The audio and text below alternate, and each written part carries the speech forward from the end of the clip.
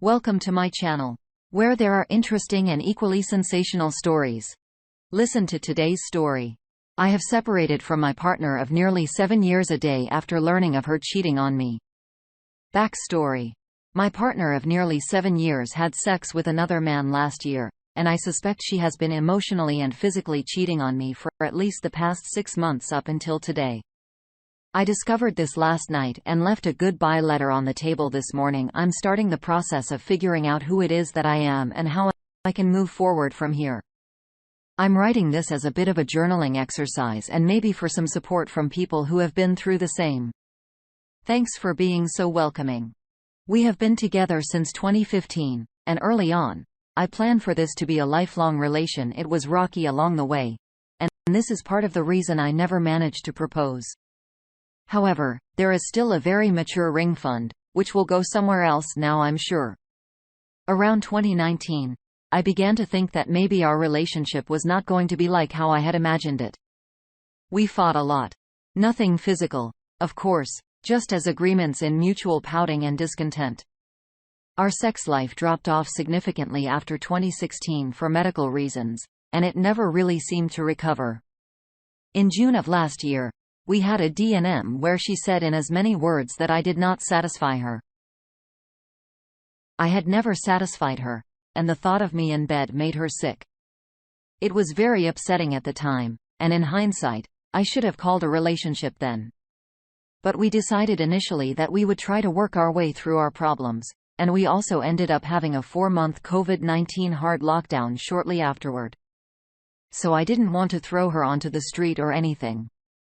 Around September, I discovered she had been texting some guy overseas, a total breach of trust, but decided I would bracket it because there was nothing physical. And even though we never discussed it openly, I thought she knew that I knew.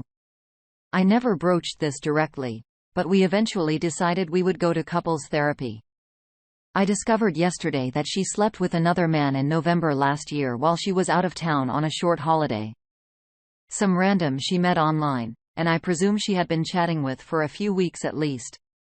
I didn't care to ask for the exact date, but it was either shortly before or shortly after our first couples therapy session.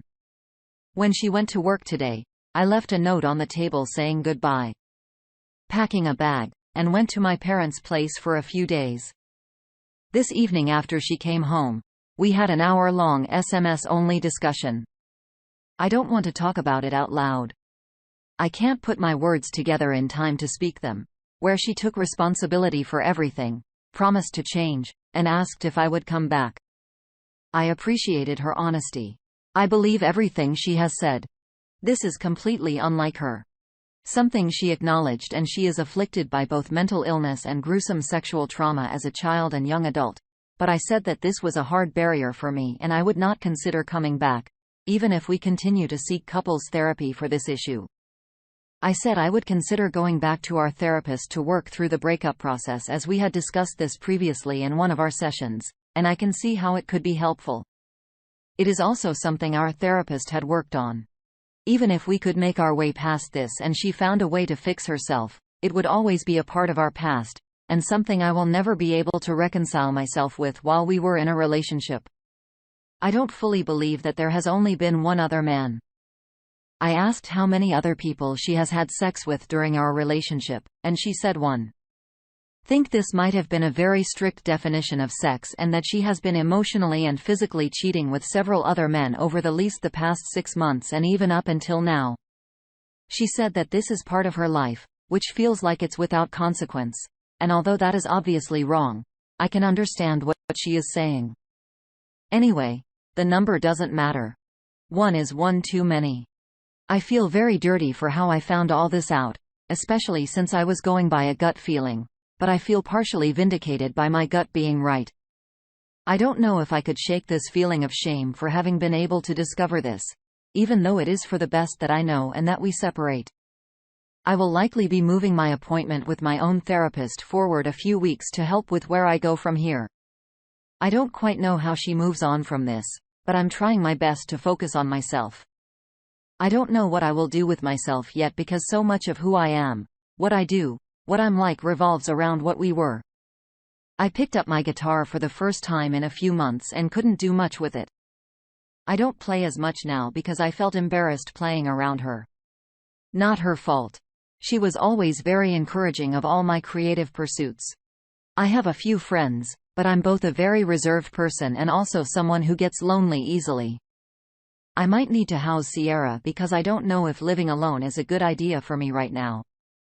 I did say that I hope we can be friends one day, and it really do. Besides the infidelity and our other problems, she's great, and we did gel in a very cool way. But in my heart of hearts, it doesn't seem likely.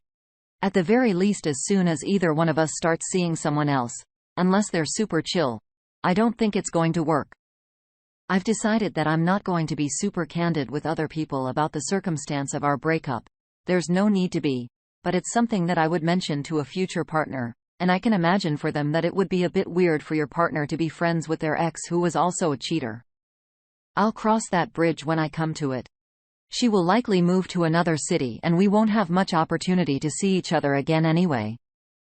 Anyway, that's my story. There were times this morning when I thought I might try to just let it slide and forget about it, but I'm glad the part of me which stood fast went over. Because there was really no future knowing this. It would always eat at me. I don't know what the future holds, and I am truly scared because I've had struggles with alcohol and smoking in the past, which my partner really helped me to temper. I stopped smoking as a condition of getting together, which I'm grateful for. Maybe with a sneaky cigarette every now and then at the pub. And I don't have that anymore. I have made a short list of things for me to try to do with myself for the next 4 weeks and have committed to not buying any spirits at all for now, and only smoking if I've gone out and someone offers. I don't go out often, so this is generally sustainable for me. If there's anything any of you have done to get past the first few weeks, months of your breakup due to infidelity, I would certainly appreciate any advice. If you have made it this far, thanks a lot for reading. Hope you are getting along your journey all right as well. If you are, then feel free to drop into the comments and let me know that it gets better because I need it. Our first reaction comes from Throwaway Glade. If there's anything any of you have done in the past to get past the first few weeks, months of your breakup due to infidelity, I would certainly appreciate any advice. You've got most of it out. No drinking. No drugs, including cannabis. Speak often and frequently to friends. Will be surprised by the amount of people who have gone through similar situations. Do not cover for her bad actions. If people ask you why that you broke up, what happened? Tell them. She's no longer your responsibility. Don't carry that burden. Attempt a new hobby, rekindle an old one. Or at the bare minimum, go for some walks. Do not force yourself to enjoy things you previously enjoyed. The want to do them will come back with time. Use the time to become comfortable with your emotions. Some days, you'll barely be able to do anything, but this is normal. Embrace it, and learn to navigate it. Use online tools like meetup.com, your local city Discord to meet new people and force yourself to socialize. I don't quite know how she moves on from this. She already has. This is just her cowardly way of trying to end a relationship. She doesn't want to be in and paint you as the abuser or villain. I did say that I hope we can be friends one day, and I really do. We all do, but this is toxic as F. Hopium. Unless they go through significant healing or therapy to nail down why they did what they did, it's hopeless. A friend would never ever treat you in such a way. Our next thought comes from Razor Chum. The amount of disrespect it takes to cheat on your partner and verbally attack their physical confidence with that bit about how she feels about you physically does not make her someone you should hope to be friends with in the future. Good luck disentangling yourself from this woman. And when you do, I would consider making it permanent. One more comment before moving on from typing without thinking. The thought of me and Ben made her sick. I should have called a relationship then. And do you think? This is honestly your biggest concern. Far more than her cheating on you. Far more than the ending of your relationship. You need to understand how you could remain in a relationship with someone who has no respect for you and no concern about your feelings. If you can't fix this problem, I fear you will never have a successful relationship. Counseling is your next step. Seriously. On to the next story. The morning of my marital metastasis, where the plea deal finally reached and new details brought to light, I have put myself back into therapy to deal with my ex-husband's pedophilia-based felonies. I used to be an avid amateur writer before all of this and have been struggling to get back into the pastime. Since restarting with a new therapist last week, I decided writing about reliving everything here would be an interesting step towards recovery and reclaiming my hobby. To set the scene, it was a brisk sunny morning mid-December back in 2018. The following events took place sometime after 9 a.m., which is a heinous hour to awaken a disgruntled mid-shift working healthcare professionals. But I already digress.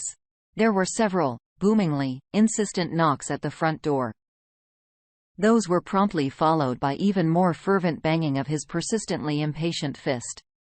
Still groggy from staying up with my then-husband, Alex, name changed until 5 a.m. I didn't pay much mind. If it was a package, we'd sign for it later. If a solicitor, hardly worth the putting on of pants. Working till 3 a.m. most nights, may be uninterested in the waking world till at least double digits, aka 10 a.m. Besides, the Sunday night before we were both actually off and had stayed up till 5 a.m. catching up on RWBY. Not so fun fact. I've not been able to watch an episode of it ever since. It wasn't until the fifth round of knocking boomed harshly through the old wooden door of our still very new home that I was finally evicted from unconsciousness. Checking my phone, I literally saw the time and was filled with this gruntlement. Spoiler alert. This gruntlement would be the most positive feeling I experienced the rest of the day. Before I could even wipe the lingering sleep from my eyes, hurried footfalls stopped up the stairs and burst into our bedroom. I pulled the sheet up to my chest like a damsel and scandalized distress. While my then-husband, who shall henceforth be titled Tumor, was already up and passing a belt to jeans he had worn the day before. Several police officers entered our room. And before I knew it, Tumor was ushered away, and I was left alone with a lady of the law at the foot of my bed. Politely, but sternly, she instructed me to get dressed. I asked if I was being taken anywhere, to which she noncommittally assured me that I was not at this time. And then asked if I should dress warmly or professionally. Do I go for a t-shirt and sweatpants or slacks and a blouse? These were so very many questions plaguing my very muddled mind. I vividly remember her giving me a supportively sad smile before telling me it was cold, so something warm and comfortable. So tea and sweats it was. Next up, I was asked about any weapons or electronics in the room. I directed her to both our closets where we each had our own gun. Those were set on the bed. Empty ammo cartridges removed, an empty rejection for its exposed. My phone, along with older models, long dead in my nightstand, MP3 players, cameras, and touchpads, were scattered across the still warm sheets of our bed. After all that, I was ushered out of the room before I could see what was they'd ransacked next. Another spoiler alert. I'd never be able to sleep on those again. Before I knew it, my life had become a scene from a dramatized true crime special. I didn't know it at the time, but at least I wasn't the star while the cops raided our home. I sat on the couch watching helplessly while racking my brain over what I could have possibly done to bring them here, because of course, it had to be me in trouble. I'm the troublemaker between the two of us. I always teased he was too self-righteous and far too lazy to actually do anything bad, let alone fiendishly illegal. But I had just paid all my outstanding parking tickets off that Friday. What else could I have done to warrant this? But very intended. At first, Tuber was nowhere in sight. I eventually caught a glimpse of him on the front porch through a window. He was surrounded by somehow even more cops while the rest of them were still swarming our home. Though I have to say, it was much less trash raiding and far more politely poking and prodding about. Sometimes they would pause to compliment me on the feature of the house, like the pocket doors or crowd molding along the ceiling. Each time I couldn't take this suspense anymore, I'd borderline hysterically thank them for the compliment before asking. So what's happening? Why is this happening? Did I do something wrong? Am I accused of something? Are we being accused of something? Anything? Are we being taken anywhere? What's going on? And when will I start getting some answers, please? Each time, I was gently, but firmly brushed off. This was an ongoing investigation. Someone would speak to me soon. They weren't the ones who could. I'd have to continue to be patient. It wouldn't be much longer. So I continue to say quietly, but internally in very much active distress. At least my one roommate, Alexander, name also changed, but weird fact, he and Tumor shared a name, sat with me, at least when he was in pacing. He's the unfortunate soul that answered the door to all the banging earlier. Something I'm still grateful for, since when he did, he found the officers all too eagerly gung-ho getting ready resort to a goddamn battering ram. They asked if he was Alexander, the owner of the house, answered that while he was an Alexander, he wasn't that one. That man was upstairs and dead with his wife. The police then have him lead part of the way before sending him to the couch to sit and await for their confusion. After the first 2 hours of grilling Tumor on the front porch and the freezing cold, the police ushered him back inside to stand in the front hall instead. Between the human blockade of the folks in blue, we made eye contact for the first time since our bedroom door was unceremoniously slammed open. He gave me this look that felt like everything was going to be all right, that this was some sort of misunderstanding, that he was taken care of. It was then that I overheard him bragging about his experiences with the martial art, Aikido, and the classes he used to take back in Jersey. He was telling a story I had heard 100 times about a charismatically quirky instructor, arms up, and face openly friendly towards the people detaining him in our home. And I relaxed. Because what sort of guilty moron discuss martial arts with the same officers in the process of arresting him? Well, apparently, the man I married was that moronic or delusional, probably both. In hindsight, yeah, definitely both.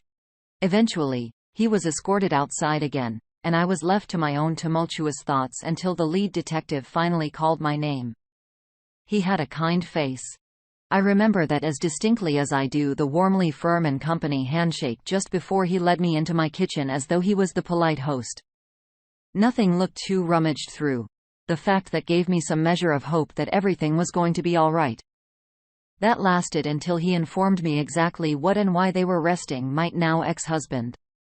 The denial phase of my grief lasted right up until he finished explaining Tumor's accusations, their evidence, and I had a friend summarize what was written in the search warrant and affidavit. Just 4 more stages to go,